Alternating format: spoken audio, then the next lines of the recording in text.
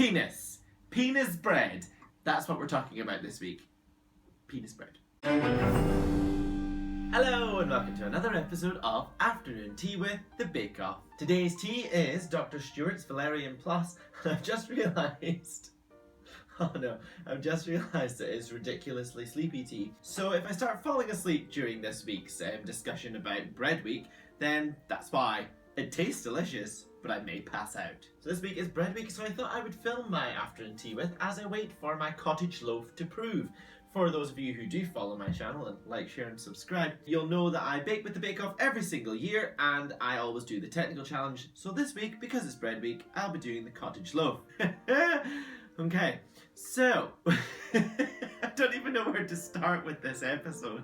There was so much film. Just ease us in slowly, shall I? Now we learned a little bit more about the bakers again this week. We learned that James has a lengthy to-do list, as do I. Many things to bake. He did say about the tea cakes that it was a poor cousin of the hot cross bun. What are your thoughts? Stacey was having a cracking week. She loves to knead. Stephen puts vodka in his butter. Alright, cool. I can get on board with that. How adorable is Jan with her scooting? Again, we're learning more about Sophie and the fact that she really is a badass. She's a stunt woman, she was in the army, she's just cool. And she bakes. We also need to discuss Noel's jumper, cardigan, shirt, dress thing. I quite liked it, it's quite cute. Twitter liked it too. For the first 15 minutes of this episode, there wasn't an innuendo in sight. I was a bit kind of miffed about it. It was just the innuendos not being so strong last week either. I just figured this was now the de rigueur of the show. This episode did start with Julia saying that bread was her thing. We just didn't know what that thing was. So the signature, tea cakes. I don't think I've ever really had a tea cake. I've had a tea cake, but I've never had a tea cake. Neither had Liam. And Tom, obviously, you know, Tom representing Scotland, didn't really know a tea cake was anything else but a tunnocks. So Yorkshire Tea had a couple of things to say about it too. Do you have a proving drawer? I don't have a proving drawer. I know that some people were putting things in the oven. I know there's a trick that you can put on, you turn on the oven and you leave it to be warm and then you switch it off and let it cool a little bit. Then you can use that as your proving drawer. But I don't know, what are these proving drawers? What is this fanciness? Let's discuss who did well. James did alright with texture and flavour. Didn't get a handshake from Paul though. Remember when he was just throwing them out in week 1 and now there's just nothing? Liam though, not baked. Flo had no flavour. Sophie had no flavour. Oh, Sophie! Ooh, falling this week. Now it's time for the technical. Paul, on the instructions, didn't just make an innuendo, he basically made a filthy novel. But we'll get into that later. Stacey said she'd made one before and it seemed to do alright for her. Everyone's worried about how long it proves for. I'm looking at mine and I really don't know. I mean, I've got the full recipe and I still have no idea what I'm doing. Noel broke a teacup, no one seemed to care. So I guess in Channel 4 you can just break everything, yeah? I really am enjoying how though everyone seems quite stressed that they are actually having fun. Poor Kate, her bottom blew off the top.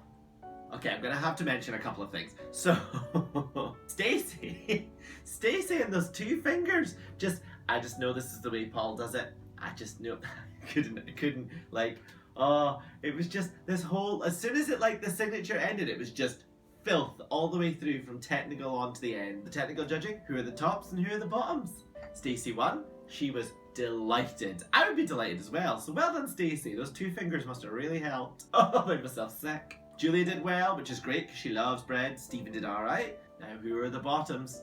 Pretty much everyone else really. And Kate was like the bottom of bottoms because she had a soggy middle and her top flew off. Now what Paul was looking for was a well-risen rounded bottom and a honey-coated crusty exterior. Nice. See, you've met me before.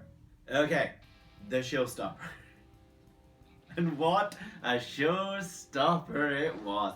So this week they had to make bread sculptures, but they had to use 3 different breads and natural food colouring. So some people use squid ink, some people use beetroot. Liam though, for someone who didn't really manage to get the cottage loaf to do stacks on, he must have practiced his ice creams like balls on top of each other. I mean, I know it did topple a little, but you would think he would know, but yeah. James was really cute with his little owl chest plate and sunglasses. Tom's flowers were amazing. So, I know he wasn't throwing out his handshakes like usual, but Paul, I think Paul has a crush on Stephen. I think he's kind of obsessed with him. Prue had to put him right when it came to discussing who was going to be the star baker. And she's like, you know, he didn't do very well, so calm yourself, Paul. Didn't get a handshake, but he basically got him to replace him. Can you bake bread? Prove it.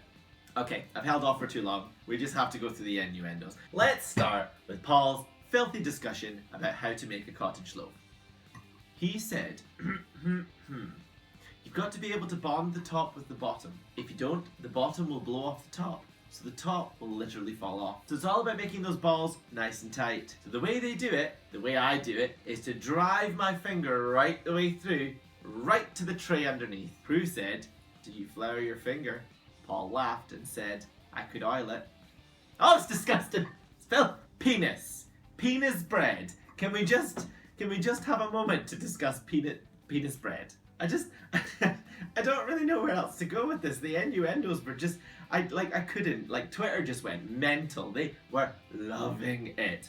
I mean, this is what we're gonna get in Channel 4. We're gonna get willy breads, we're gonna get filth all the way through. I mean, things like that didn't even get the finger treatment at all. A nice rounded bottom. We are a long way from soggy bottoms now. So what do you think from this week? Do you think Julia deserved to be Star Baker? You can't really beat a penis snail. Do you think that Julia deserved to be Star Baker for her snail? And I know that someone had to go, but did it have to be Flo? Flo, you will be missed. Thank you very much for your time. It looked like a penis. I think I'm just gonna have to end it here because I can't. There's nothing really much else I can discuss. She won. She made a penis and she won. Well done, Julia. Well done. One of the most entertaining episodes of Bake Off I've seen since Bingate. Because that was a scandal. Imagine if there was a penis back in those days. Oh. So that's it for this week's afternoon tea with the Bake Off. If you have any thoughts and comments, please put them below. And don't forget to watch my cottage loaf video, which will be coming out Tuesday just before the next week, which is Cannibal Week. You can win prizes on all of my Baking with the Bake Off videos. If you want to find out who has been the winners of previous weeks, I will be announcing them on Twitter and Facebook. My name is Colin. This is Afternoon Tea with the Bake Off. Thank you very much, and I'll see you soon. Penis. Penis bread.